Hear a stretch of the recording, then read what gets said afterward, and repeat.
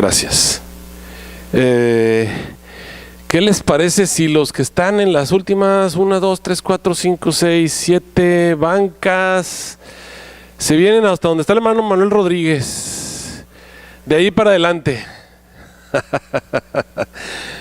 Adelante el hermano Manuel Rodríguez. O sea, digamos que el hermano Manuel Rodríguez se sentó en el límite, ahí, ese es el límite. Ok. Esta tarde vamos a hablar con la segunda parte de lo que es el tema de la ordenación de la mujer. Este tema obviamente lo estamos grabando. En la mañana nos estaban viendo por Ustream 80 personas. Recordemos que había 80 personas en Ustream, pero los que entran a través de la página, que no entran a Ustream, que se quedan en nuestra página y en nuestra página siguen viendo, todos cuentan como uno en Ustream. O sea, puede haber 30, 40, 50, 60 personas en la página nuestra, en la página de la iglesia, y cuentan como si fueran uno solo, porque están entrando a la página de la iglesia, y la página entra como uno solo en Ustream. Entonces, sabemos que fueron 80 que entraron a Ustream, no sabemos cuántos vieron el sermón en la mañana a través de nuestra página, y los que lo vieron a través de nuestra página pues cuentan como uno solo. Entonces no sabemos realmente cuántos estuvieron en la mañana. Entonces seguramente ahorita en internet hay un poquito más de los que estamos aquí. Así que vamos a tratar de presentar rápidamente lo que va a ser el tema. Y sabemos que ahorita estamos en competencia porque tenemos también en la iglesia central está el pastor Bullón, así que estamos en la campaña. Y bueno, pues bienvenido la presencia del pastor Bullón. Desde a partir de mañana vamos a estar todos ahí, ¿verdad? Ok. Romanos capítulo 12, versículos del 1 en adelante, vamos a comenzar allí el tema de esta tarde. Dice ahí: por tanto os ruego, hermanos, este es el mensaje del apóstol Pablo, por la misericordia de Dios, que presentéis vuestros cuerpos en sacrificio vivo, santo, agradable a Dios, que es vuestro culto racional, y no os conforméis a este mundo, sino transformaos por la renovación de vuestra mente, para que comprobéis cuál sea la buena voluntad de Dios, agradable y perfecta. Y sigue diciendo el apóstol Pablo en el versículo 3: digo pues, por la gracia que me ha sido dada, a cada cual que está entre vosotros, que no tenga más alto concepto de sí que el que debe tener, sino que piense de sí con mesura, conforme a la medida de la fe que Dios repartió a cada uno. Porque de la manera que en un cuerpo tenemos muchos miembros, mas no todos los miembros tienen la misma función, así nosotros, siendo muchos, dice, somos un cuerpo en Cristo, y todos miembros los unos de los otros, teniendo pues diversidad de dones, según la gracia que nos es dada. Si profecía, profeticemos conforme a la medida de fe, o si ministerio, usémoslo en ministrar. El que enseña en la enseñanza, el que exhorta en la exhortación, el que da, hágalo con sencillez, el que preside con diligencia, el que hace misericordia con alegría. Me llama la atención la frase del apóstol Pablo, especialmente las dos frases que subrayamos con azul: no os conforméis a este mundo. Nuestra iglesia no debe conformarse al mundo, a la moda, a los caprichos de la cultura. No debemos conformarnos a los procedimientos de esta generación. Más bien debemos conformarnos a lo que la palabra de Dios dice. Y me llama también la atención lo que él dice acerca de la iglesia. Dice, no todos los miembros tienen, ¿qué dice él?, la misma función. Lo entendemos, la mano no funciona como pie, ni el pie funciona como corazón, ni los pulmones funcionan como hígados. O sea, cada parte del cuerpo tiene su función y tiene su lugar y tiene su ministerio. No podemos pensar que todas las personas tenemos el don de ser algo en la iglesia específicamente. Ahora, hemos entendido desde la mañana que estamos bajo ataque. Satanás ha ido a hacer guerra contra el pueblo de Dios. Es evidente que Satanás ha hecho un ataque contra el Génesis, específicamente en los capítulos primeros del libro del Génesis, donde se nos presenta lo que Dios hizo en la creación misma. Nos dimos cuenta que Satanás está atacando el sábado. Los adventistas tenemos bien clara la guerra que hay en contra del sábado, el día del Señor, una de las instituciones que Dios puso en el Edén para nosotros. Entendemos todos claramente que Satanás está atacando la creación ya de hace mucho tiempo. Con el surgimiento de la teoría de la evolución, Satanás ha atacado la creación, y por supuesto Satanás está atacando el matrimonio. Podemos ver que actualmente prácticamente 1 de cada 2 matrimonios, el porcentaje, termina en divorcio, y los otros viven prácticamente, decimos los mexicanos, tomados de las greñas, o sea, en muchos problemas y muchas dificultades. Nos damos cuenta que los roles del género están cambiando dentro del matrimonio, y esto está trayendo una serie de problemas.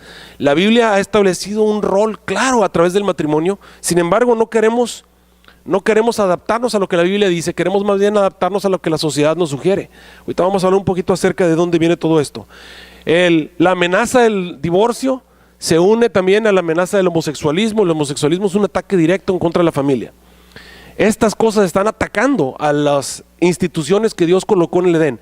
Dios colocó, obviamente, el sábado, colocó la base de su creación, y obviamente el matrimonio son cosas que Él nos dio desde el Edén, y están siendo atacadas por Satanás. A continuación vamos a analizar los versículos controversiales de la Biblia, específicamente los que hablan acerca de la ordenación, y vamos a ver algunos versículos y nos vamos a ir por partes. Primera de Pedro, capítulo 3, versículo 5, dice: asimismo, vosotras mujeres, dice el apóstol Pedro, sed sujetas a vuestros maridos, para que también los que no creen en la palabra sean ganados sin palabra por la conversación de sus mujeres, considerando vuestra casta conversación, que es en temor, el adorno de las cuales no sea exterior, con el crespamiento de cabellos y atavío de oro, ni en compostura de ropas, sino el hombre del corazón, que está encubierto en incorruptible ornato de espíritu agradable y pacífico, lo cual es de grande estima delante de Dios. Porque así también se ataviaban en el tiempo antiguo aquellas santas mujeres que esperaban en Dios, siendo sujetas a sus maridos, como Sara obedecía a Abraham, llamándole Señor, de la cual vosotras sois hechas hijas, haciendo bien, y no sois espantadas de ningún pavor. Vosotros, maridos, continúa Pedro, semejantemente habitad con ella según ciencia, o sea, inteligencia, dando honor a la mujer como a un vaso, ¿qué dice? Más frágil. O sea, quiero que vayan entendiendo la forma en la que Pablo se va refiriendo, y allí están implícitos los roles en el matrimonio. Los roles en el matrimonio están bien expresados allí.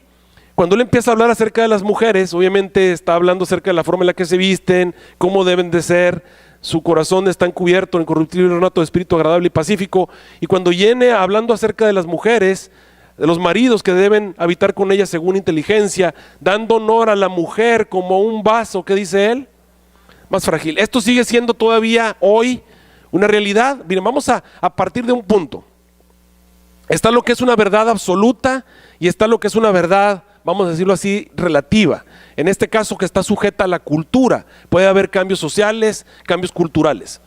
¿Qué cosa es una verdad absoluta? Una verdad absoluta, entendámoslo. Miren, la forma más fácil de entender, una verdad absoluta es una verdad que dice la Biblia, que se ha mantenido desde la creación hasta el día de hoy sin cambios, y que se aplica, vamos a decirlo, llueva, truene o relampaguee.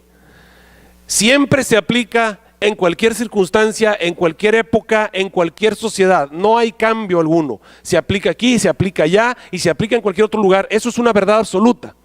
Es una verdad que no cambia, es para siempre.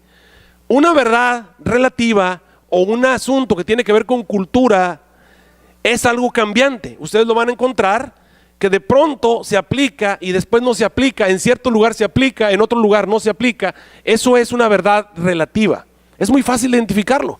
Recordemos que en la Biblia tenemos, obviamente la Biblia fue escrita en un periodo de 2000 años, entre Moisés y San Juan, 2000 años, pero que abarca 4000 años de historia. Es decir, esta historia, lo que encontramos aquí, son 4000 años, desde la creación hasta San Juan, prácticamente ahí están 4000 años de historia registrados.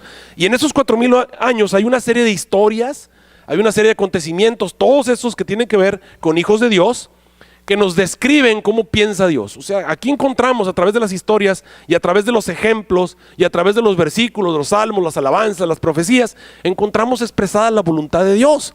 Ahora recordemos que toda escritura es inspirada divinamente y toda escritura es útil.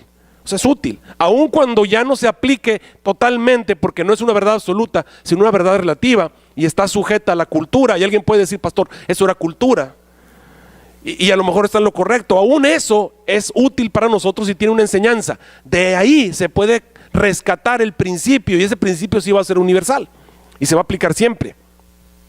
Ahora, también tenemos que recordar que todo lo que digamos tiene que estar de acuerdo a la ley y el testimonio. Isaías 8:20 dice, a la ley y el testimonio, si no dijeren conforme a eso, ¿qué cosa? No les ha amanecido. Entonces, todo lo que nosotros interpretamos y todo lo que nosotros entendemos tiene que estar de acuerdo a lo que nos han enseñado los profetas, lo que nos ha enseñado el Señor. Ahora, nosotros los adventistas tenemos todavía más años de historia cubiertos, porque nosotros tuvimos a Elena G. de White. Ahora, Elena G. de White vivió hasta principios del siglo XX.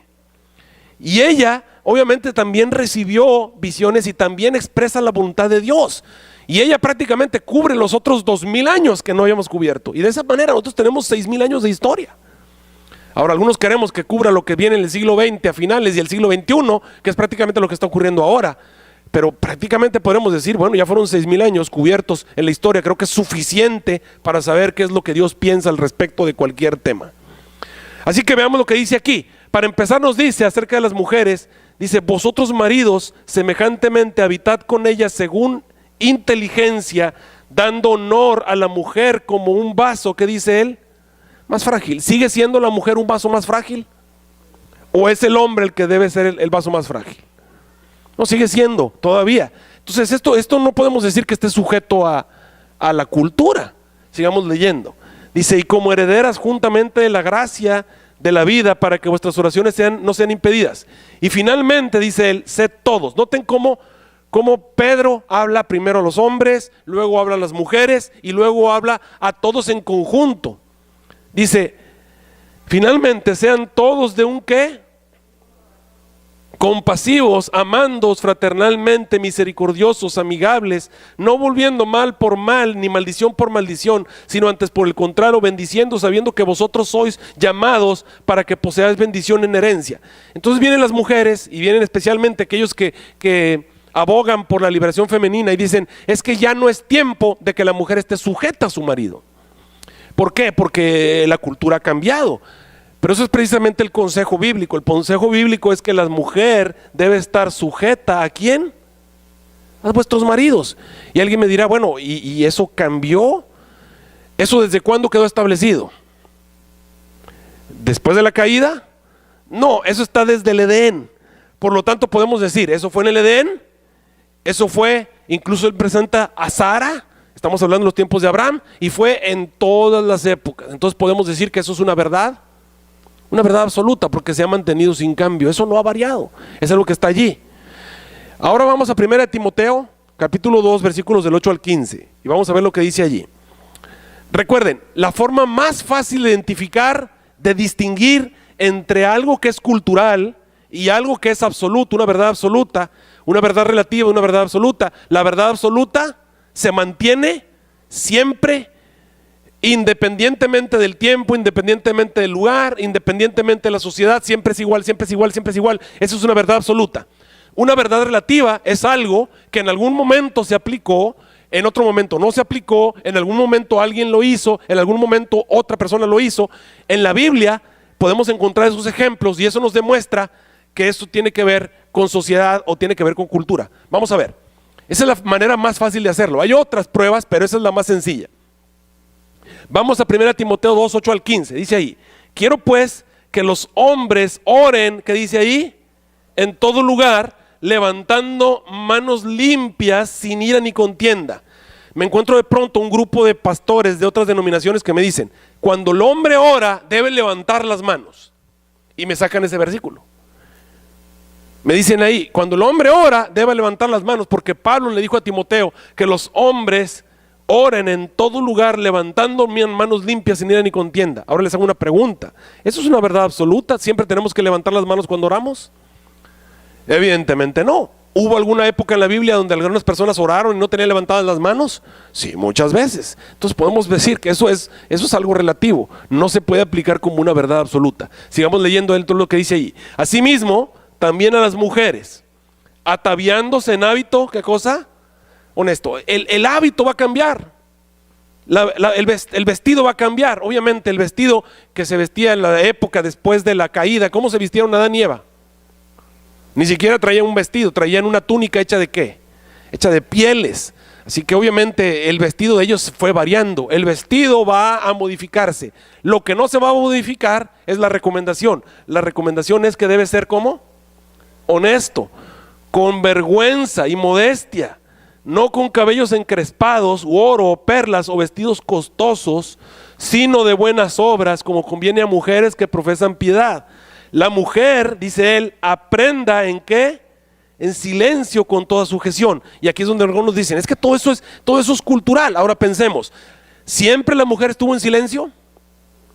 No, hubo algún momento en que la mujer habló en congregación, o habló con algún representante, o hablaron con las personas que acabamos de ver en el caso de las hijas de Salfat. Se fueron y se presentaron delante de él y hablaron, y nos vamos a encontrar que María en algún momento habló, y nos vamos a encontrar que en diferentes momentos de la historia las mujeres hablaron. Entonces, esta idea de Pablo de que la mujer debe estar en silencio en la congregación es un asunto cultural, exactamente. ¿Cómo podemos saber la diferencia entre algo cultural y algo que es para siempre, que se debe aplicar siempre, siempre, siempre? Porque alguien me dice, el problema que tienen ustedes en la iglesia adventista es que dejan que las mujeres hablen. ¿Y por qué dejamos que hablen? Pues porque este es un asunto cultural. Y tú me dirás, ¿y cómo puedes saber que es cultural? Porque la Biblia lo dice. La Biblia dice que la mujer debe aprender en silencio, pero yo me encuentro en otros lugares en la Biblia donde la mujer no estaba en silencio. Y automáticamente tenemos entonces una controversia. No, lo que podemos saber es que esas son verdades, ¿qué cosa? Relativas, estaban relacionadas con el lugar. ¿Cuál era el problema? Obviamente, lo que está hablando aquí es un hábito, ¿cómo? Honesto. ¿De qué está hablando Pablo? ¿Cuál es la preocupación de Pablo? Él quiere que la iglesia sea una iglesia honesta, una iglesia honesta, una iglesia de vergüenza, una iglesia que tenga buen nombre, una iglesia que tenga buenas obras, una iglesia que dé buen testimonio. Evidentemente en ese momento de la historia no era bien visto que la mujer estuviese hablando en ese tipo de reuniones, y por eso es que Pablo hace esa recomendación. Pero esa recomendación no se aplica en una época en la que no se ve mal que la mujer hable, o que la mujer participe, o que la mujer enseñe, o que la mujer tome parte en el culto. Y los cristianos no tenemos ningún problema con ese tipo de cosas. ¿Me están siguiendo hasta ahí? Por eso dice ahí, la mujer aprende en silencio con toda sujeción. Podemos decir entonces que el capítulo 2 versículo 11 es algo que tiene que ver con ¿qué? No me están poniendo atención. Tiene que ver con cultura. Tiene que ver con cultura.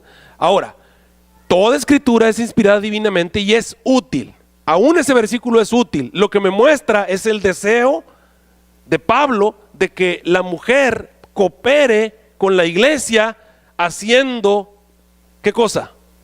¿Toda qué? Toda sujeción. O sea, la mujer debe estar dispuesta a sujetarse a la ley de Dios en primer lugar, y obviamente a cooperar en la misión de la iglesia de dar buen testimonio. No tomar una posición de rebeldía en la que ahora, no, pues voy a hacer lo que yo quiera porque así lo hacían antes, si lo que yo estoy haciendo se ve mal. En algunos lugares nuestras hermanas adventistas se han visto forzadas a utilizar un velo porque la cultura así lo demanda. Y obviamente aquí en América pues no lo hacemos, o acá en Estados Unidos no lo hacemos, pero cuando van estas hermanas a ciertos lugares en los que las mujeres tienen que andar con velo, la mujer se lo pone. ¿Por qué? Porque no somos personas que traen controversia. Simple y sencillamente queremos estar en un estado de honestidad, de buen nombre, y no traerle problemas a la iglesia. Ese es el principio que se está aplicando allí. Aunque sigamos leyendo, dice aquí, porque no permito, dice el versículo 12, no permito a la mujer, ¿qué cosa? Enseñar. ¿Alguna vez la mujer enseñó? Sí, muchas veces. Por ejemplo, vamos a poner un caso de alguna mujer enseñando. Una mujer llamada Abigail le dio una tremenda lección a un hombre llamado, ¿cómo se llamaba? David. ¿Se acuerdan qué fue lo que le enseñó? Que no debía actuar con los riñones, sino que debía actuar ¿con qué? Con la cabeza. Y eso es raro porque aparece siempre la cosa al revés, pero bueno, en este caso Abigail es la que estaba pensando bien las cosas, y el que estaba actuando con el hígado era David, y Abigail fue a darle una lección. Y podemos encontrar el caso de Esther y otros casos en la Biblia. Entonces, ¿puede la mujer enseñar?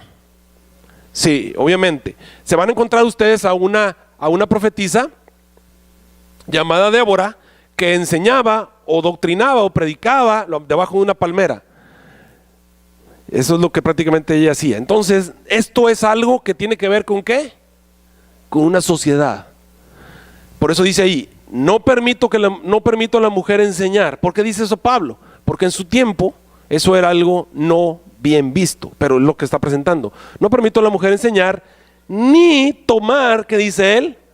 Autoridad sobre el hombre, sino estar en silencio. Aquí tenemos un problema, porque alguien dice, bueno, el asunto de enseñar es cultural, el asunto de estar en silencio es cultural, y tú me estás diciendo que el asunto de la autoridad no es cultural.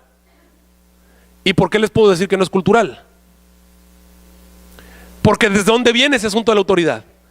Eso viene desde el Edén, y eso se ha mantenido siempre, eso ha sido siempre, a través de las generaciones. Muéstrenme algún momento en la historia donde la mujer mandó a los maridos. Y eso no se van a encontrar en ningún lugar. Entonces ese asunto se ha mantenido. Ese sí es una verdad que tiene que ver, ¿cómo? Con absoluta, eso es absoluto. Y es algo que tendrían que interpretar. Eso es una constante, es una constante. ¿Qué fue la recomendación que Pedro dio acerca de Pablo? Dice, teniendo por gracia abundante los escritos de vuestro bien amado hermano Pablo, que les ha escrito muchas cosas, entre las cuales hay algunas que son difíciles de entender, que los indoctos, los que no saben, y los inconstantes, ¿qué hacen? Tuercen, para perdición de ellos y para perdición de los que los escuchen. Y hablando de la inconstancia es que no están buscando la ley y el testimonio, a ver qué es lo que dice la Biblia, qué es lo que ha presentado a través de la historia, para saber si las cosas son así. Muy bien, no permito a la mujer enseñar, ni tomar autoridad. Lo que es rescatable aquí en este caso es obviamente el asunto de la autoridad. Ahora, pero ¿qué pasa cuando tú pones a una mujer de pastora? Y le ordenas, pues prácticamente ya le diste toda la autoridad, y le diste la autoridad sobre hombres y mujeres dentro de la iglesia. Incluso al ser una ministra ordenada, puede llegar a ser nombrada para ser presidente de conferencia y ser dirigente de los pastores, y más tarde llegar a tener tal vez el cargo de la presidenta de la conferencia general. Y en ese momento ya estaríamos hablando de ejercer autoridad sobre todos. ¿Es eso bíblico? Y ese es el punto de lo que estamos hablando en este momento. Por eso dice aquí, porque Adán, ¿y cuál es la razón que presenta Pablo para decir todo este tipo de cosas? Porque Adán fue tomado, ¿qué dice él? Primero, ¿es verdad eso? ¿Fue tomado primero Adán? Después Eva. Y Adán no fue engañado, sino la mujer, siendo seducida, vino a ser envuelta en transgresión. Pero se salvará, dice él, engendrando hijos y permaneciendo en la fe y caridad y santidad con modestia. Y algunos presentan entonces que Pablo era sexista por ese tipo de cosas que él estaba presentando. Ahora vimos que la base de lo que Pablo está presentando no es otra cosa más que la misma historia y lo mismo que ocurrió en la creación. Los principios están allí establecidos y está escrito en la palabra de Dios, y toda escritura es inspirada divinamente y es, ¿qué cosa? Útil. En las partes que son culturales de lo que acabamos de leer, ¿qué se rescata? Se rescata el principio universal de la honestidad, la modestia y el buen testimonio. Esos principios son eternos y se rescatan de lo que él está presentando. Nuestra iglesia no debe ser una iglesia escandalosa, y obviamente en nuestra iglesia se aprecia que la mujer enseñe y que la mujer dirija, como en algunos momentos de la historia de la iglesia. En nuestra sociedad no hay ningún problema en que la iglesia dirija, en que la mujer trabaje en la iglesia, que la mujer enseñe, que la mujer lleve adelante proyectos. Pero en el asunto de la autoridad, obviamente ahí sí estamos hablando de un estado permanente, de verdad en la historia. Vamos a ver otro de los textos, es 1 Timoteo 3, 1 al 7. 1 Timoteo capítulo 3, versículos del 1 al 7, dice aquí, palabra fiel, si alguno quiere obispado, dice, desea una buena obra. Conviene pues, dice Pablo, que la obispa, sea irreprensible, esposa de un hombre, solícita, templada, compuesta, hospedadora, apta para enseñar. Eso es lo que dijo Pablo.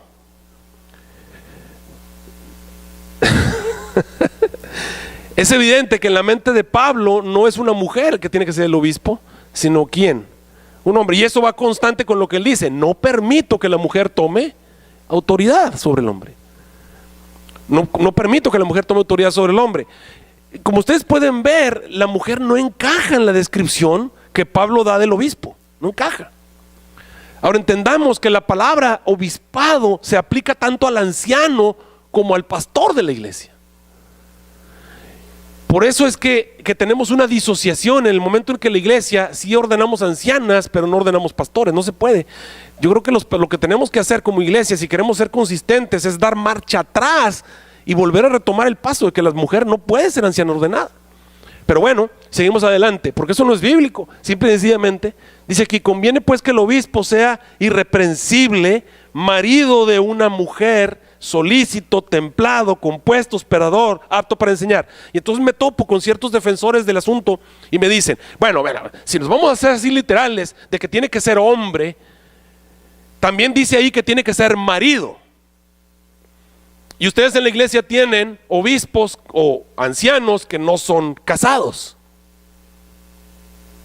Bueno, vamos a aplicarles la regla que les acabo de enseñar acerca de la constancia. ¿Cómo podemos saber si algo es una verdad absoluta o es algo relativo? ¿Alguna vez hubo algún sacerdote que fuera soltero? Sí, Samuel, ¿verdad que sí? Cuando comenzó a ser sacerdote, ¿que a poco estaba casado todavía? Pues era un niño y él era el sacerdote. Y podemos encontrar en algunos casos algún apóstol que no fuera casado. ¿Quién está escribiendo? Pablo. ¿Y andaba casado Pablo? No, estaba solo. Entonces obviamente aquí ya tenemos el mismo caso y podemos presentar otros.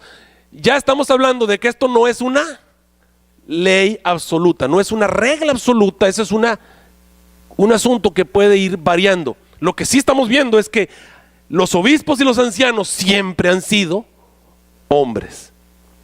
Siempre han sido hombres y eso no cambia. Siempre han sido hombres. Y lo que sí puede cambiar es que a veces es casado y a veces no. Y entonces, ¿qué es lo que se le aplica? Se le aplica lo que se encuentra, la idea general, que es que tiene que ser obviamente irreprensible, que debe ser solícito, templado, compuesto, hospedador, apto para enseñar. Obviamente, si se va a casar nada más con una. Ok, sigamos leyendo lo que dice aquí. No amador del ¿qué?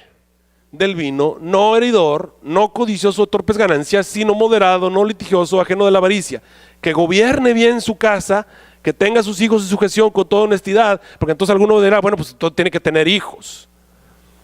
Pero nos vamos a encontrar que muchas veces los patriarcas ya eran patriarcas y no tenían hijos. El principal Abraham, ¿cuánto tiempo fue patriarca sin tener hijos? O sea, todo eso, cuando alguien se pone a buscarle 3 pies al gato, empieza a buscárselos, se los encuentra y desconoce la 4ª pata, pero es obvio obviamente que está allí. Pero el punto es que queremos buscarle el granito en el arroz, hacer la cosa difícil, pero es evidente que en la mente de Pablo estamos hablando de un hombre, de un varón. ¿Y cómo lo sabemos? Por toda la Biblia, por la forma en la que Dios estableció el liderazgo, por la forma en la que Dios estableció el orden. Que sigamos viendo lo que dice aquí. No amador del vino, no heridor, no codicioso de torpes ganancias, sino moderado, no litigioso, que gobierne en su casa, que tenga a sus hijos en sujeción con toda honestidad. Porque el que no sabe gobernar su casa, ¿cómo cuidará de la iglesia de Dios? Dice, no un neófito, o sea, no una persona nueva en la iglesia, porque inflándose no caiga en el juicio del diablo. También conviene que tenga un buen testimonio de los extraños, porque no caigan afrenta en el lazo del diablo. Y luego menciona a los diáconos. Los diáconos asimismo deben ser honestos, no bilingües, no entiendan que hablan varios idiomas, no pueden hablar todos los idiomas que quieran. Bilingüe quiere decir que viene y te dice, viene con la persona y dice, ay, cómo me caes bien, y lo anda con otro y dice, esa persona me cae bien gorda, no lo quiero. Eso es un bilingüe. Es una persona que a una persona le dice una cosa y a otro le dice otra. Les decimos en México lenguas bífidas. Ok, dice no bilingüe, no dados al mucho vino, versículo 8, no dados al ¿qué? Al mucho vino. Esto tengo que explicarlo porque algunos caen en desgracia por leer ese tipo de cosas. Fíjense cómo eso es bien importante que estudiemos la Biblia con la historia. Cuando tú y yo que vivimos en el siglo XX, en el siglo XXI, leemos no dados al mucho vino, lo que creemos es que la persona sí puede tomar ¿qué? Poco vino. El problema es que para ti y para mí la palabra vino significa algo muy diferente que lo que significaba en la época de Pablo. En la época de Pablo no existía una distinción para el jugo de uva. En la época de Pablo solamente había una palabra para referirse a todo lo que salía de la vid, estuviera bien fermentado y podrido o estuviera nuevo. Se le llamaba oinos, y eso quiere decir vino. Ahora entendamos, oinos es todo lo que sale de la uva. Tú agarras la uva y la exprimes y sale un líquido, eso es oinos. Oinos. Para ti, para mí, lo que sale de la uva después de que lo exprimes, ¿qué cosa es?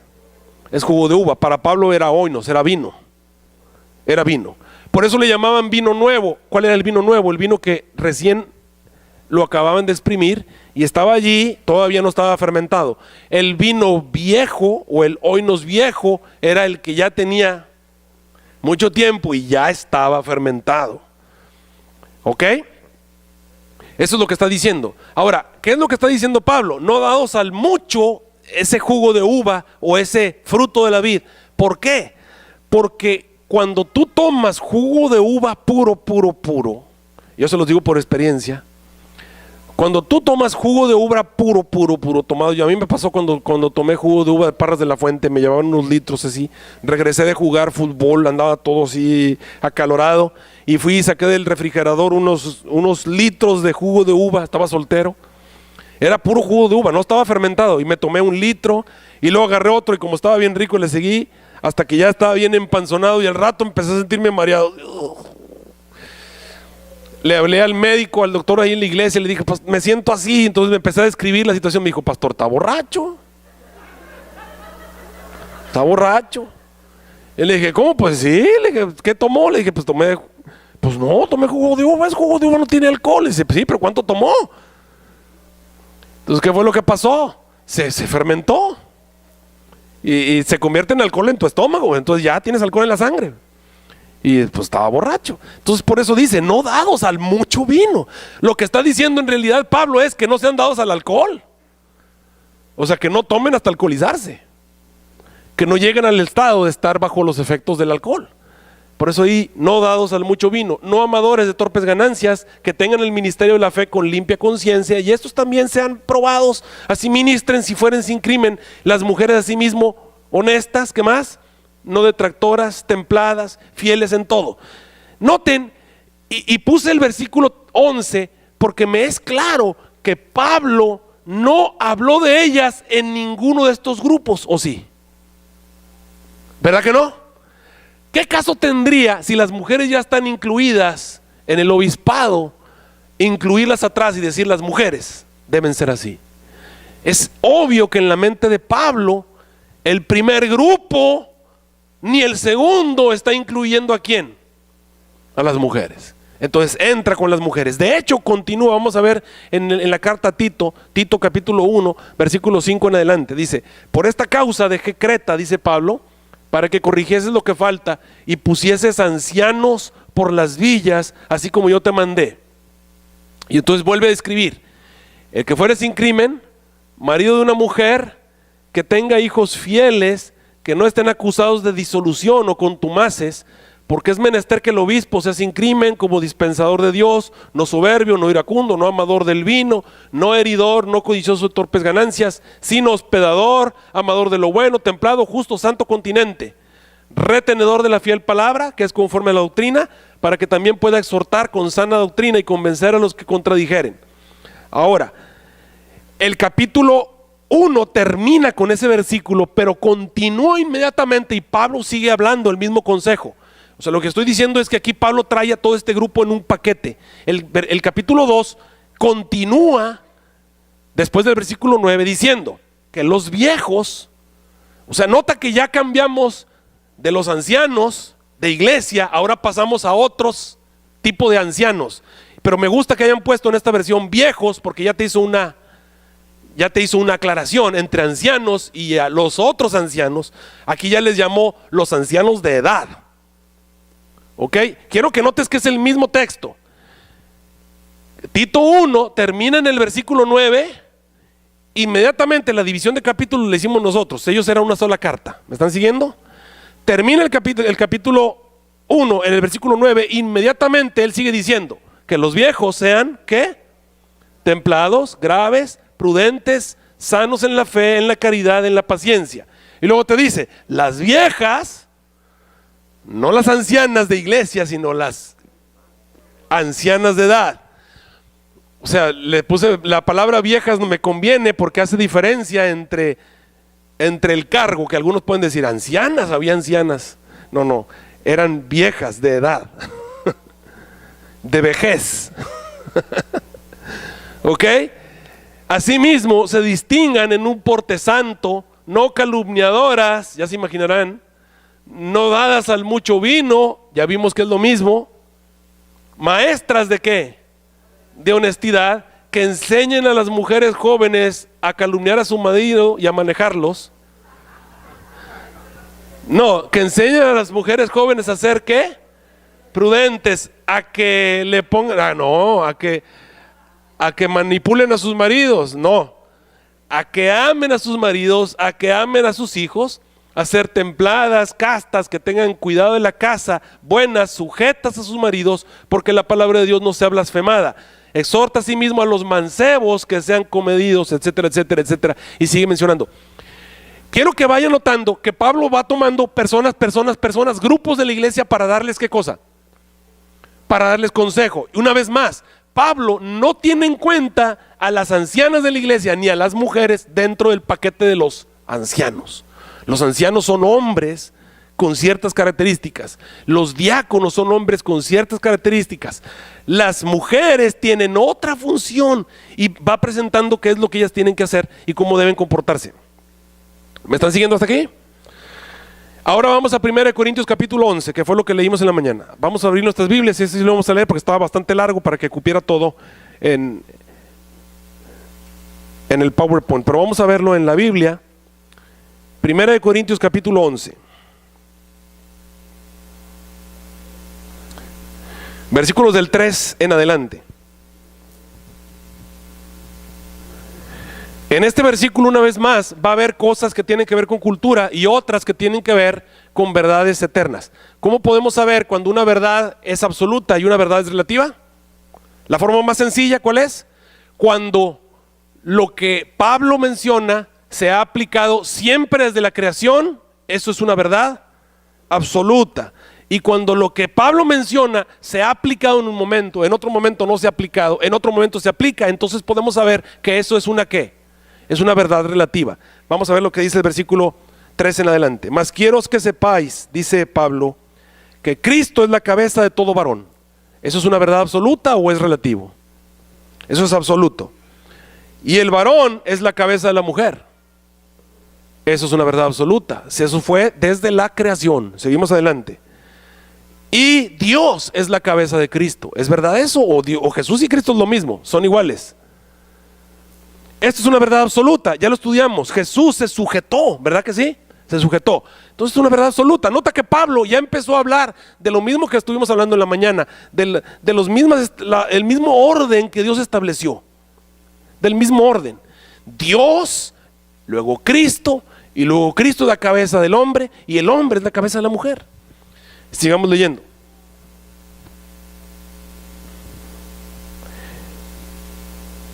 Y no al revés, ¿verdad? La mujer cabeza del hombre.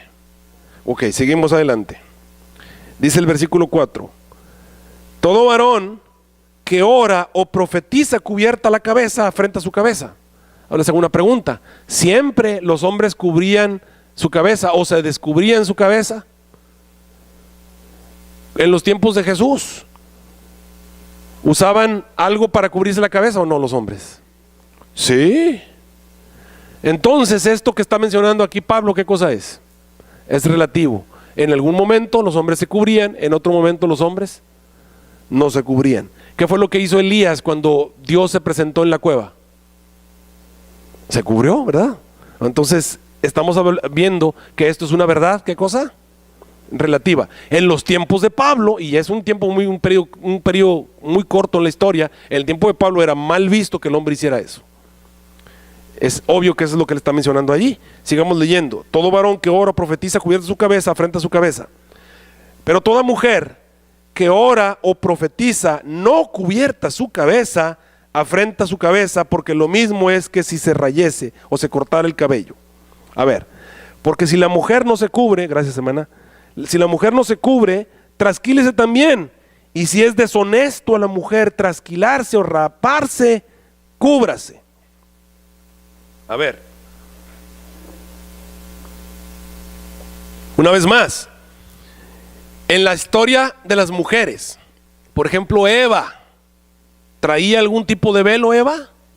No. ¿Cuándo vino el velo? Pues en algún momento en el futuro. Y en algunos momentos de la historia, obviamente la mujer traía velo, en otros momentos no traía velo. Entonces podemos decir que el velo, ¿qué cosa es? El velo es relativo. ¿Por qué? Porque en algunos momentos de la historia se aplicó, en otros momentos no se aplicó. Eso no aparece en el Génesis. Entonces eso no es una verdad absoluta. Está, vamos a decirlo así, relacionada, está condicionada a la sociedad y a la cultura y al momento. Lo que se aplica de ahí es el principio. El principio es que tiene que ser honesto. El comportamiento, el porte de la mujer y su forma de ser debe ser honesta. ¿Y quién determina lo que es honesto? La sociedad. O sea, lo que la mujer hace debe ser honesto. Debe ser bien visto en la iglesia. Ok, sigamos leyendo. Por eso es que no usamos velo en la iglesia adventista. No usamos velo. ¿Por qué? Porque no es mal visto que las mujeres anden sin velo. O que se corten el pelo. No es mal visto. Ok, sigamos leyendo lo que dice aquí. Porque si la mujer no se cubre, se trasquílese también. Y si es deshonesto a la mujer trasquilarse o raerse, cúbrase. Porque el varón no ha de cubrir su cabeza, porque es imagen y gloria de Dios. Mas la mujer es gloria del varón. ¿Eso es verdad o eso cambia a través de la historia? No, eso se ha mantenido así. La mujer, ¿por qué fue creada? Por causa, miren, sigamos leyendo el siguiente versículo, lo explica un poquito más.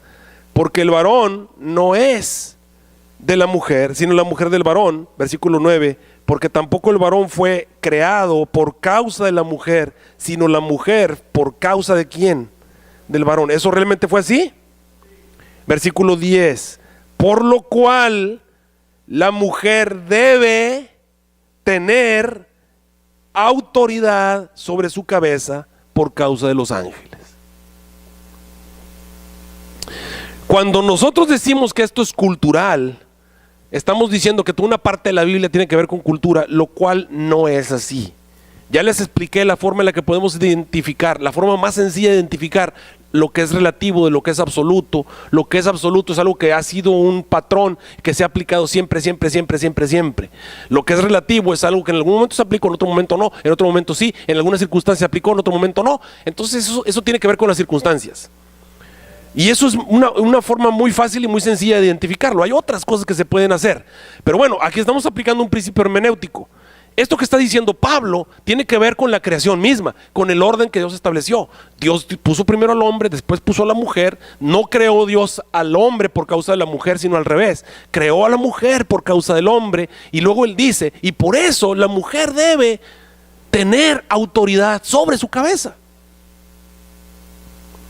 Lo que está diciendo Pablo, y aquí estamos hablando de la iglesia, ya no estamos hablando de la familia, estamos hablando de la iglesia. Lo que está diciendo Pablo es que la mujer debe tener autoridad sobre su cabeza. Pero ¿qué pasa cuando tú colocas a una mujer de dirigente?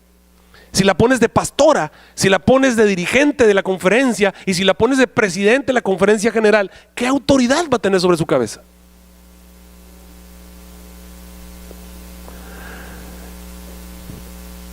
Ya estamos yendo contra un escrito está. ¿Y qué razón vamos a eximir? ¿Cultural? ¿En qué momento de la historia eso fue así?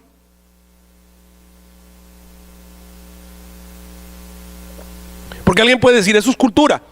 ¿En qué momento de la historia fue así? Y me van a decir, bueno, es que la Biblia era sexista y en la antigüedad es un mundo de patriarcado, es un mundo machista. Estamos hablando de Dios. Este libro, ¿quién lo escribió en realidad? Dirán, hombres. Pero ya estás dudando entonces de toda la Biblia. Estás diciendo que la Biblia está escrita bajo presiones sociales y que los santos hombres no hablaron inspirados por Dios, sino inspirados por sus riñones. Lo que nosotros creemos como iglesia adventista y basamos nuestra fe en el escrito está. Y desgraciadamente este libro no es un libro que estemos escribiendo hoy. Es un libro que tiene 6,000 años de historia. Y es un libro que cuenta 4,000 años de historia, en los cuales Dios dirigió las vidas de seres humanos. Y está prácticamente expresado lo que Dios quiere. Y lo que Dios quiere es que la mujer esté bajo autoridad. Y yo no inventé esto. Sigamos leyendo lo que dice ahí. Por lo cual la mujer debe tener autoridad sobre su cabeza por causa de los ángeles. Y ahora tengo una pregunta: ¿qué sociedad son los ángeles? ¿Por qué dice la Biblia por causa de los ángeles? Bueno, hay dos cosas posibles aquí. Y la que más me gusta a mí, la que más me parece adecuada, es por lo que pasó en el cielo. ¿Qué fue lo que ocurrió en el cielo? Tú y yo somos producto de una rebelión que empezó ¿dónde? En el cielo. ¿Qué fue lo que ocurrió en el cielo? ¿Por qué empezó la rebelión? Porque en el cielo Dios había puesto un status quo. Dios había colocado una serie, un orden. Ese orden jerárquico que Dios estableció. Dios había colocado a Cristo Jesús, al arcángel Miguel, para ser adorado por los ángeles. A Satanás no le gustó. Satanás quería ser como Dios. Él no estaba de acuerdo con el orden establecido, y como él no estaba de acuerdo con el orden establecido, entonces empezó una rebelión, y como consecuencia de esa rebelión estamos todos amolados. Cuando hablamos acerca de lo que tenemos en la tierra, cuando hablamos acerca de la situación que tenemos en la tierra, Dios dice: la mujer debe estar bajo sujeción y la mujer debe tener autoridad sobre su cabeza por causa de lo que pasó con los ángeles. ¿Para qué? Para que no vuelva a haber una rebelión y no haya rebelión ni ese tipo de problemas que tienen que ver con asuntos de jerarquía en la tierra. Sigamos leyendo lo que dice ahí. Mas ni el varón sin la mujer, ni la mujer sin el varón, en el Señor, porque como la mujer es del varón, así también el varón es por la mujer, pero todo es de Dios. Juzgad, dice él, vosotros mismos. ¿Es honesto orar a la mujer a Dios no cubierta? Pues hoy en día sí, porque eso tiene que ver con cultura. Sigamos leyendo lo que dice ahí. La misma naturaleza nos enseña que el hombre sea deshonesto crear cabello. Pues el Señor Jesús tenía cabello, y Sansón también, ¿verdad? Y Juan Bautista también criaba cabello y no era deshonesto para ellos. Bueno, sigamos leyendo. Por el contrario, a la mujer criar el cabello le es honroso, porque en lugar de velo le es dado el cabello. Con todo eso, si alguno parece ser contencioso, noten que la idea de Pablo es que no haya contención. Nosotros no tenemos tal costumbre, ni las iglesias de Dios. Siguiente texto, prácticamente, es el caso de Junia. En Romanos 16:7 encontramos una mujer, aparentemente una mujer nombrada entre los apóstoles. Vamos a Romanos capítulo 16:7. Los defensores de la ordenación de la mujer mencionan que Junia era una mujer. La verdad, vamos a decirlo así claramente, la verdad neta en este caso es que no sabemos quién es Junia. No sabemos si era un hombre Junia con nombre de mujer, como suele suceder, que a veces los hombres tienen nombres que se pueden aplicar a un hombre o una mujer. Aquí en la iglesia tenemos el hermano Mercedes, tenemos el nombre Guadalupe, que se puede aplicar a hombres y también se puede aplicar a mujer. Yo tengo mi hija que se llama Michelle, y ese nombre se lo ponen también a los hombres, ¿verdad? O sea, ese tipo de nombres los pueden tener un hombre, o lo puede tener ¿quién más? Una mujer. Entonces no sabemos si Junia era un hombre, no sabemos quién era. Entonces no podemos nosotros decir que era una mujer. Y aun cuando fuera una mujer, vamos a leer el versículo.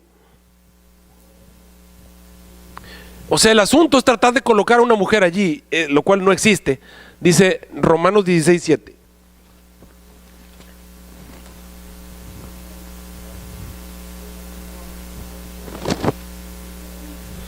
Dice: saludad a Andrónico y a Junia. En algunas versiones antiguas aparece la palabra Junias como un S. Pero bueno, saludad a Andrónico y a Junias, mis parientes y mis compañeros en la cautividad, los que son insignes entre los apóstoles, los cuales también fueron antes de mí en Cristo, etcétera, etcétera. Entonces, para empezar, ese versículo no te dice nada de nada. Puede ser que Andrónico y Junias fueran marido y mujer, y eran famosos entre los apóstoles, pero no que fueran parte de los apóstoles. Por eso dice, eran insignes, o sea, nombrados. Insigne quiere decir que te nombran mucho, que eres famoso entre los apóstoles. O sea, los apóstoles conocían a Andrónico y a Junias, o a Junia, como pueden llamar, pero eso no determina que ella fuera apóstol, como los defensores de la ordenación de la mujer quieren esgrimir. O sea, eso no es un caso para decir hay una mujer apóstol. Eso no existe, no es tal, no es por ahí. En Joel 2, 28 y 29, algunos quieren eximir que el Espíritu Santo va a ser derramado sobre también mujeres. Dice, derramaré mi espíritu sobre toda carne, profetizarán vuestros hijos, vuestras hijas, vuestros viejos soñarán sueños, vuestros jóvenes verán visiones, también sobre los siervos y las siervas derramaré mi espíritu en aquellos días. Pero una vez más, aquí no estamos hablando de ordenación, estamos hablando del Espíritu Santo, y el Espíritu Santo va a ser derramado sobre todo el mundo, estén ordenados o no. ¿Queda bien claro allí? El otro asunto que podemos encontrar es en Lucas 19:40. La hermana me pidió que hiciera eso, así que se lo voy a aplicar aquí, hermana. Le voy a dar gusto. Dice, y él respondiendo les dijo, os digo que si estos callaran, ¿quiénes iban a clamar? Las piedras. Pero aquí no estamos hablando de ordenación, estamos hablando de predicación. La predicación también lo pueden hacer las mujeres. Las mujeres pueden predicar, las mujeres pueden ser evangelistas. Tenemos el caso de Priscila y Aquila, que era prácticamente una obrera bíblica. O sea, la mujer puede hacer ese tipo de obra. Lo que estamos mencionando aquí es el asunto de la autoridad en la iglesia. La autoridad está bien definida, Dios se la dio al hombre. Ok, sigamos adelante. El caso de la hermana White. Hace unos semanas atrás estaba platicando con un grupo de pastores, y no les digo de dónde, pero era un grupo de pastores. Y este grupo de pastores estábamos discutiendo el asunto de la ordenación de la mujer, y te digo, me da miedo porque yo veo que ya la cosa está fuerte entre los pastores. O sea, hay una gran cantidad de pastores que están en favor de la ordenación de la mujer. El grupo de los que estaban allí eran como 5 en contra de mí, yo solito. Entonces yo me di cuenta que prácticamente ya la llevaba de perder, porque eran 5 contra mí, y que ya se estaba polarizando. Y generalmente cuando todos se ponen de acuerdo, tú te empiezas a sentir solito y abandonado y no puedes hacerles nada, y prácticamente las llevaba de perder. El asunto fue que me dijeron que la hermana White era ordenada. Dice, uy, la hermana White fue ordenada. Y el otro, sí, ¿a poco no sabes? Y me estuvieron balanceando. Le dije, que yo sepa, la hermana White ordenada. Y me da mucho coraje después de eso, porque estos miserables, disculpen la expresión, pensaron que yo me iba a quedar allí. Yo me fui después de que me dijeron eso, a ver si esas cosas eran así. Y me encuadré, y me di cuenta.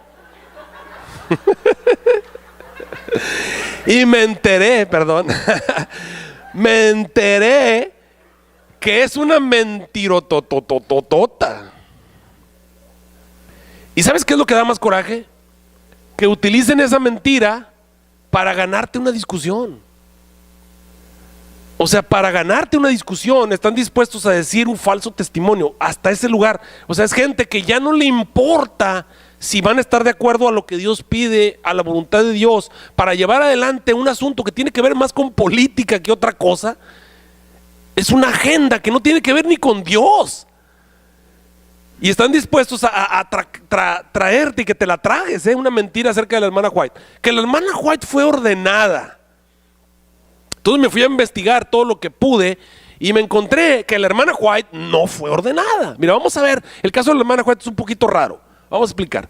En 1909, y de esto ustedes lo pueden ver aquí abajo, donde hay preguntas directas a los encargados del centro White, ¿ok? Le preguntan, en 1909 la hermana White llenó su hoja de información biográfica que tienen que llenar todos los empleados de la conferencia general. Ahora, ella murió en 1915, estamos diciendo que faltaban 6 años para que ella muriera. En el caso de la hermana White, ahora eso va a explicar que a la hermana White desde 1871 a la hermana White le otorgaban credenciales ministeriales. A la hermana White le dieron credenciales ministeriales desde 1871. Los pastores, obviamente, tratando de darle a la hermana White el más alto cargo que tenemos dentro de la iglesia, y quiero que entiendan que la hermana White nunca fue parte de nuestras comisiones, nunca estuvo en una comisión de conferencia general, nunca formó parte de las comisiones de nombramientos, nunca anduvo metido en ese tipo de asuntos. Ella asistía como delegada, pero ya. Nunca anduvo bautizando, nunca anduvo ordenando gente, nunca anduvo dirigiendo una santa cena, siendo profeta y recibiendo visiones de Dios. Y estamos hablando de una profeta que vivió hasta principios del siglo XX. ¿Por qué Dios y por qué ella misma no tomó la bandera de la mujer? ¿Y por qué ella misma, si ella recibía visiones del Señor, no se puso a bautizar? ¿Y por qué ella misma no se puso a desempeñar ese tipo de cargos? Estamos entonces hablando de 6,000 años de historia, porque la hermana White, en vez de unirse a la agenda de preordenación de la mujer, se mantuvo de parte de lo que ya había ocurrido en 4,000 años de historia de la Biblia. Interesante. Pero bueno, vamos a ver lo que pasó en el caso de ella. Desde 1871 a la hermana White le estaban dando credenciales ministeriales. Es curioso que muchas de esas credenciales, y digo muchas porque hay otros miserables que dicen que nada más es una, y no es cierto, son muchas. Muchas de esas credenciales ministeriales, la parte donde decía ordenada había sido tachada. O sea, ordenada, ministro ordenado, ella le tachaba. Se quedaba con el de ministro, porque realmente era un ministro. Era un ministro de la página impresa, ¿no es cierto? Y un ministro del Señor, porque un ministro no necesariamente es alguien que tiene que ser ordenado, es un ministro de Dios. Entonces ella tachaba la parte ordenado, eso lo tachaba. Y vamos a ver lo que pasó en su hoja biográfica. Les digo que en 1909 le dieron una hoja biográfica y ella la llenó, obviamente, y esa hoja está en el Centro White, ahí está, para que todo el mundo lo pueda ver. En la línea 19 le preguntaban: si eres ordenado, diga cuándo, y apareció una línea, y por quién, y una línea.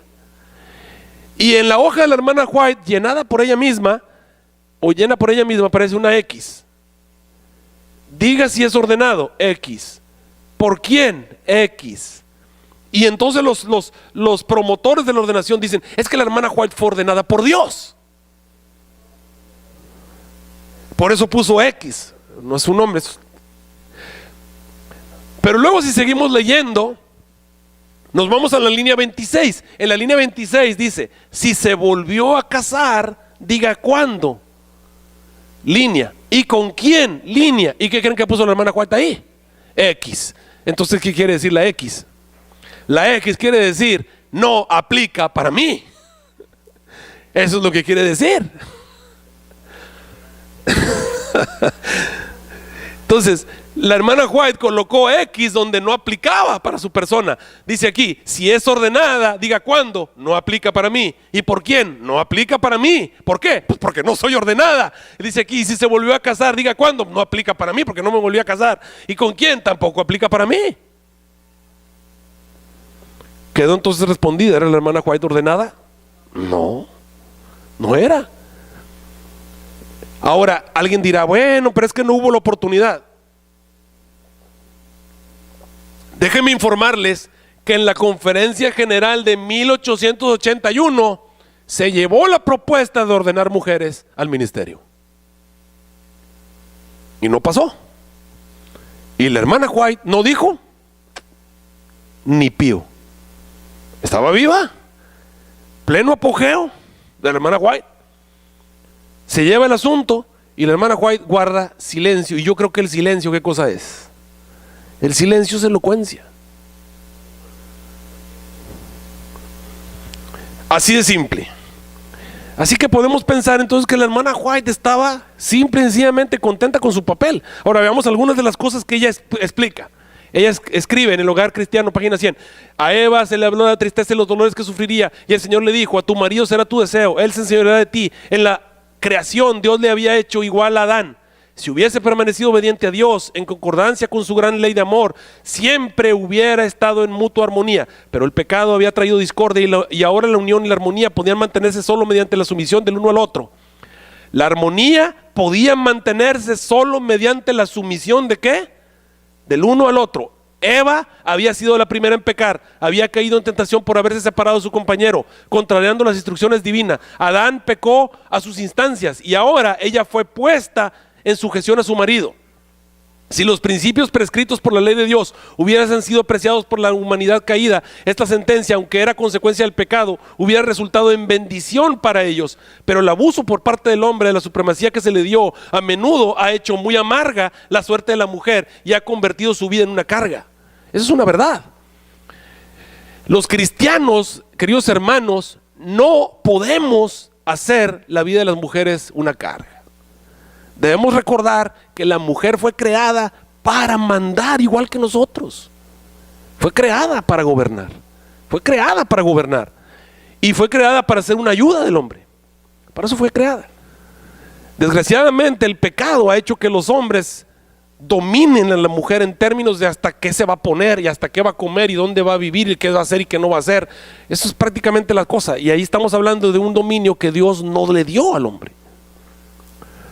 Porque la mujer fue creada para gobernar. Así de simple. Bueno, nos vamos a lo siguiente. Hogar Cristiano, página 100, dice la hermana White. Junto a su esposo, Eva había sido perfectamente feliz en su hogar edénico, pero a semejanza de las inquietas Evas modernas, y ahí empieza con las mujeres. Primero fui con los hombres, ahora vamos con las mujeres. A semejanza de las inquietas Evas modernas, se lisonjeaba con ascender a una esfera superior a la que Dios le había, ¿qué dice? A ver, ¿y cuál era el lugar que Dios le había asignado? Entonces el problema no vino a consecuencia del pecado. ¿Desde cuándo estaba ese asunto? Estaba desde antes de la caída. ¿Se están dando cuenta de lo que está diciendo la hermana White? En su afán de subir más allá de su posición original, descendió a un nivel más bajo. Resultado similar alcanzará a las mujeres que no están dispuestas a cumplir alegremente los deberes de su vida de acuerdo al plan de Dios. Interesante. ¿Por qué debe estar la mujer? ¿Por qué debe tener la mujer autoridad sobre su cabeza? ¿Por causa de qué? De los ángeles. Por lo que pasó en el cielo y por lo que pasó en el Edén. La mujer debe aprender a estar bajo sujeción. Sigamos leyendo lo que dice aquí. Algunas otras citas de la hermana White. El Señor ha constituido al esposo como cabeza de la esposa. ¿Estamos de acuerdo? Para que la proteja. Él es el vínculo de la familia, el que une sus miembros, así como Cristo es cabeza de la iglesia. Pero quiero que noten, hermanos, así como Cristo es cabeza de nosotros, nosotros somos cabeza de nuestras esposas. Así como Cristo nos trata a nosotros, nosotros debemos tratar a nuestras esposas. Dice aquí. Y salvador del cuerpo místico, todo esposo que asevera amar a Dios debe estudiar cuidadosamente lo que Dios requiere de él en el puesto que ocupa. La autoridad de Cristo se ejerce con sabiduría, con toda bondad y amabilidad. Así también ejerza su poder el esposo e imite a la gran cabeza de la iglesia. ¿Quién es la gran cabeza de la iglesia? Noten cómo la hermana White traslada el ejemplo de la familia, la traslada a la iglesia. El mismo status quo, el mismo orden jerárquico que Dios estableció en el hogar, lo traslada a la iglesia. A la iglesia. Si la esposa tiene el Espíritu de Cristo, será cuidadosa en lo que respecta a sus palabras, dominará su genio, será sumisa. Y sin embargo, no se considerará esclava, sino compañera de su esposo. Esto es clave. Si este es siervo de Dios, no se enseñoreará de ella, no será arbitrario ni exigente. ¿Verdad que no? No podemos estimar en demasía los efectos del hogar, porque si el Espíritu del Señor mora allí, el hogar es un símbolo ¿de dónde? Del cielo. Y esta es la última cita que les voy a leer. El esposo es la cabeza de la familia, como Cristo es la cabeza de la iglesia, y cualquier actitud asumida por la esposa que pueda disminuir su influencia y degradar su posición digna y responsable, desagrada a Dios. Es deber de la esposa renunciar a sus deseos y voluntad en favor de su esposo. Ahora vamos a ponernos en el caso de una ministra, una pastora. La pastora la ordenan y se convierte en ministro de la iglesia, se casa, está con su esposo, tiene hijos. ¿Quién se va a hacer cargo de los hijos?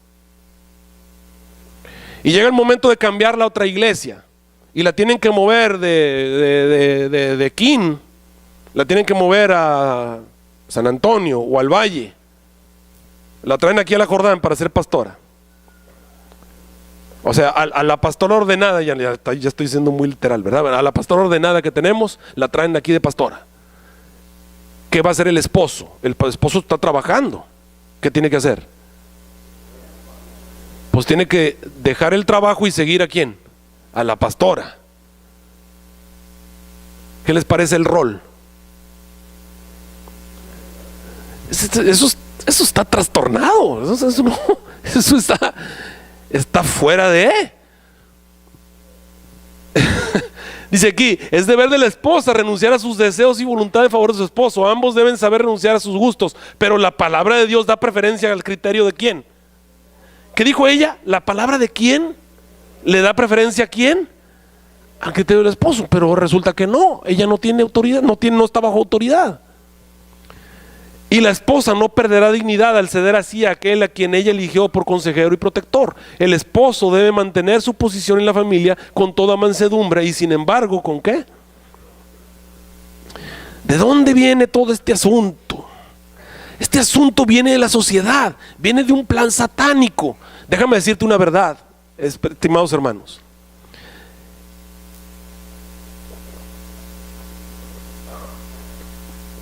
No todas las feministas son satánicas. Escucha bien. No todas las feministas, no todas las personas que andan moviendo el movimiento femenil en el mundo son satánicas. Pero esto sí es un absoluto. Todos los satánicos son feministas. Curioso, no todos los feministas son satánicos, pero sí todos los que sirven al diablo son feministas. Buscan no la liberación de la mujer, sino que buscan que la mujer domine al hombre. Eso es lo que Satanás ha querido desde el principio. Cuando Satanás se encontró en el Edén, ¿qué fue lo que le dijo a Eva? ¿Tú vas a ser qué? Vas a ser Dios, vas a ser como Dios. En 1848 comenzó el movimiento espiritista en los Estados Unidos, o lo que llamamos el espiritismo moderno. ¿Quiénes fueron las promotoras del espiritismo moderno? Las hermanas Fox. Ustedes van a encontrar en el mundo del espiritismo, siempre son mujeres las que dirigen, son sacerdotisas. Vamos a encontrar al padre del espiritismo, obviamente Douglas Home, pero después viene Madame Blavatsky, Petrona Blavatsky y otras espiritistas famosas. El asunto viene en la Primera Guerra Mundial. Donde viene la Primera Guerra Mundial, encontramos en 1920, al final de la Primera Guerra Mundial, un montón de mujeres viudas y de jóvenes sin esposo. ¿Por qué? Porque los esposos los habían matado en la guerra. Entonces viene un resurgimiento por los asuntos de los médiums y comunicarse con los muertos. A partir de 1920, al estar las mujeres comunicándose con los muertos, ahora tú sabes con quién se están comunicando en realidad. ¿Se están comunicando con quién? Con Satanás. Empieza a crearse un disgusto por los roles de la mujer, y con el asunto de la revolución industrial empiezan a abrirse campos de trabajo para la mujer, y la mujer empieza a salir a trabajar y ya no están de acuerdo con estar en sus casas. Y en 1960 se desata lo que llamamos el movimiento de liberación femenil. Entonces noten cómo vamos viendo en un patrón, y ya estamos viendo de dónde viene realmente la cosa. ¿Ok? Y entonces surge lo que ahora conocemos como la supremacía de la mujer, lo cual en algunos casos es cierto. En algunos casos la mujer es más hábil que el hombre, y hay que reconocerlo. En algunos aspectos la mujer es superior al hombre. Para soportar el dolor, por ejemplo, la mujer aguanta más niveles de dolor que el hombre. Si nosotros tuviéramos un parto, yo creo que nos morimos cuando recién empiezan los... Dios las hizo así, o sea, tienen más resistencia al dolor que el hombre. Y algunas otras cosas, pero entonces empieza el movimiento femenil. Y ustedes les voy a poner una serie de citas, nada más algunas, porque tengo aquí como unas 40, pero no las voy a poner todas, para que vean ustedes el pensamiento del ministerio femenil y vean ustedes quién está detrás de eso y cuáles son sus objetivos. Aquí tenemos algunas citas. Por ejemplo, esto lo escribió Naomi R. Goldberg, que es una feminista. Aquí en es el libro que se llama Changing of the Gods. Dice cambiar a los dioses, Feminism and the End of Traditional Religion. Dice aquí, God is going to change. Dios va a cambiar. I thought, we women are going to bring an end to God as we take positions in government, in medicine, in law, in business, in arts, and finally in what? en religion. ¿Qué está diciendo? Nosotros vamos a cambiar a Dios, vamos a traer un final para Dios en la medida en la que nosotros vamos a tomar posiciones en el gobierno, en la medicina, en las leyes, en los negocios, en las artes, y finalmente, ¿qué vamos a invadir? ¿Y por qué la religión al final? Porque aparentemente es más difícil, porque la religión estaba basada ¿en qué? En la Biblia. Pero en la medida en la que vamos cambiando la sociedad, llega el momento en que la cultura ejerce una presión sobre los cristianos, y los cristianos van a ceder y vamos a tomar el poder de la religión. Y al tomar el poder de la religión, ¿a quién creen que vamos a atacar? A Dios. Sigo leyendo lo que dice allí. Dice ahí, we will be the end of him. Vamos a hacer el final ¿de quién? De Dios. We will change the world so much. Vamos a cambiar tanto el mundo que ya Dios no va a caber en él. Dice, todas las feministas, all feminists are making the world less and less like the one describing what? O sea, para ellos lo tienen bien claro. Ellas entienden que el concepto que Dios estableció, el sistema que Dios estableció, el orden que Dios estableció, ¿dónde está reflejado en realidad? En la Biblia. Nosotros vamos a cambiar eso, y al cambiar eso vamos a cambiar a Dios. Dice aquí, de tal manera que la Biblia tenga menos, se sienta menos la influencia ¿de quién? De Cristo. ¿Les está dando miedo lo que estamos haciendo? O sea, ¿quién está detrás de todo esto en realidad? Aquí tenemos otra.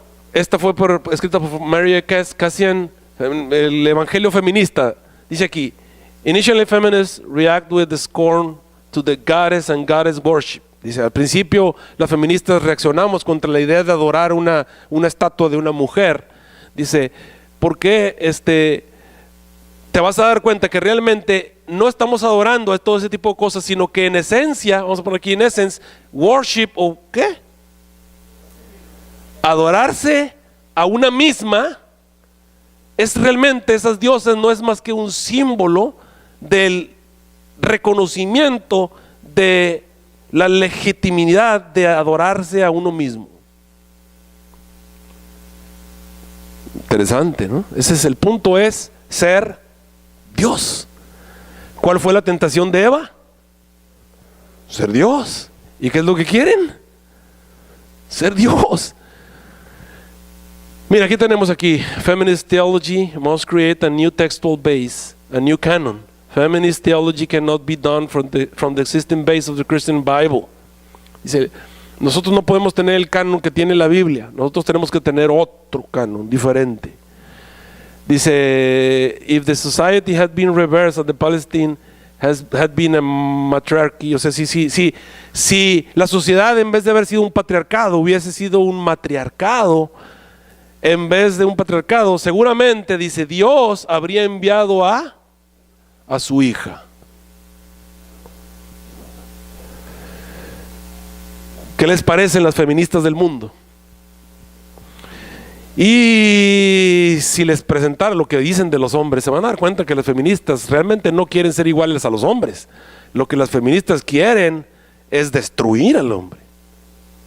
Es un odio hacia los hombres. Y está bien, también somos dignos de que nos odien, pero no tanto.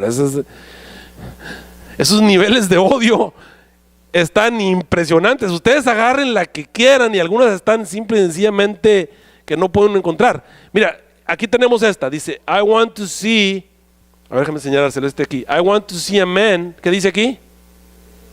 Beaten to a bloody pulp with a high heel shoved in his mouth, like an apple in the mouth of ¿qué? ¿Pero cómo quiere ver a un hombre? O sea, lo quieren ver golpeado y sangrante en una posición de un cerdo y ponerle unos zapatos de tacón, así como que una mujer le puso una golpiza y lo dejó destruido. Eso no es igualdad, eso es odio al hombre.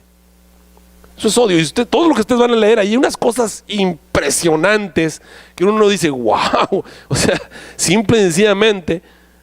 Mira, esta última aquí más abajo dice, todos los hombres son violadores. Dice, eso es todo lo que son.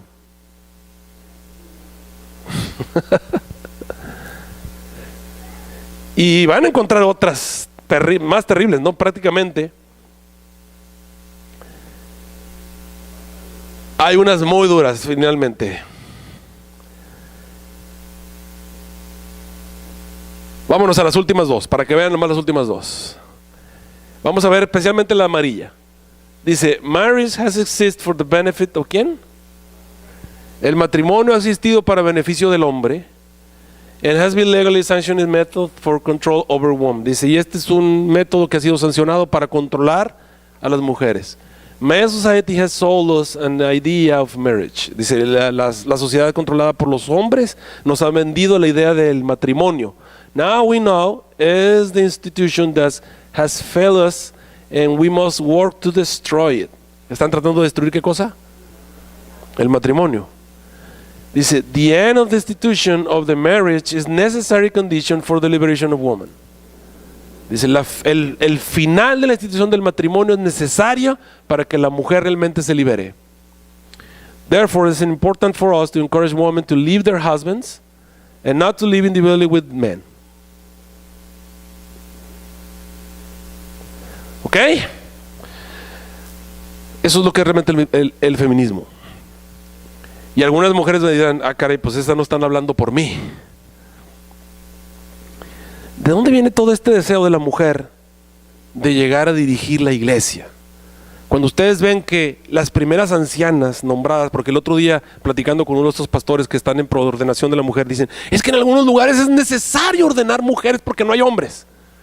¿Saben ustedes quiénes fueron las primeras iglesias de la tierra en ordenar mujeres? ¿Y saben en dónde fueron las primeras ancianas ordenadas de toda la tierra? Bueno, la primera fue una canadiense, pero después de eso fueron las iglesias de las universidades. ¿Ustedes alguna vez han estado en una iglesia de universidad? En una iglesia de universidad hay pastores retirados, pero a montones. Hay ancianos de iglesia, hay líderes varones, pero a montones. Si pusieron ancianas es simple y sencillamente porque querían probar un punto. No tenían que hacerlo, simple y sencillamente lo querían hacer. Y les podría presentar básicamente la historia acerca de cómo, aquí de hecho lo traigo en este libro, de cómo se fue desarrollando el asunto de las ancianas y cómo vino a presentarse, porque hay una historia de fechas de cómo fue desarrollándose dentro de la iglesia. Pero solamente te puedo decir que los últimos dos congresos de conferencia general se ha votado, y la iglesia en general ha votado que no a la ordenación de las mujeres para el ministerio, para el ministerio pastoral. Mi preocupación es que esto va a cambiar pronto. Yo animo a todas mis hermanas a tener el Espíritu de Cristo. Jesús dijo, si alguno quiere venir en pos de mí, debe negarse a sí mismo. Si ha habido alguna mujer que merece ser ordenada, es la hermana White. Y la hermana White no anduvo buscando recibir ese tipo de ordenación. Realmente Dios nos ha dado a todos un ministerio. Y yo creo que el ministerio que Dios le ha dado a la mujer es el ministerio más importante que hay. El educar a un hijo de su propia carne en el camino que lo lleve de regreso al reino de los cielos. El educar a los hijos de la iglesia. El ayudar a las personas que se encuentran a los alrededores. Ya hay una gran cantidad de obras y labores que se pueden hacer dentro de la iglesia que los hombres no podemos hacer, pero las mujeres lo pueden hacer con mayor dedicación y con mayor capacidad que lo que podemos hacer los hombres. El asunto que tiene que ver con estatus, eso es algo que Dios colocó. Atentar contra él no es atentar contra el hombre, es atentar contra lo que Dios mismo estableció. Las mujeres cristianas deben ser personas como cualquier cristiano. El hombre cristiano y la mujer cristiana deben ser personas que quieran parecerse a Cristo Jesús, no a ningún presidente ni a ningún gobernante. Deben ser personas que quieran tener el Espíritu de Cristo. Por eso nos llamamos cristianos, porque a fin de cuentas al que queremos imitar y al que queremos reflejar es a quién, a Cristo Jesús. Queremos ser como Él, y en la medida en que entendamos y estemos dispuestos a aceptar el rol que Dios nos ha dado en nuestra iglesia, podremos caminar juntos de regreso al lugar celestial. Y vamos a escuchar a Jesús que nos dice: bien, buen siervo fiel, fuiste fiel en lo muy poco, también en lo más vas a ser fiel. Yo no sé lo que va a pasar en este Congreso de San Antonio. Yo tengo miedo a que se apruebe este asunto de la ordenación. Después de eso, no vamos a tener herramientas para poder impedir la ordenación de los homosexuales y la entrada de los homosexuales a la iglesia. Pero parece ser una agenda, y yo creo que esa agenda no tiene nada que ver con la Biblia, ni con un asunto bueno. Yo veo que este asunto viene más bien de más abajo. Y finalmente, si llegan a triunfar en este aspecto, yo no sé qué es lo que va a pasar con la iglesia. Pero queridos hermanos, ni eso nos debe desanimar. En este momento somos el pueblo de Dios, y en este momento seguimos siendo el pueblo del libro. Tenemos que mantenernos de parte de lo que está escrito en la Biblia, aunque venga el que venga y nos diga el que nos diga. Nuestra única defensa contra las tentaciones de Satanás deben ser: escrito está, así dice Jehová. Que el Señor nos bendiga. Vamos a ponernos de pie, vamos a orar.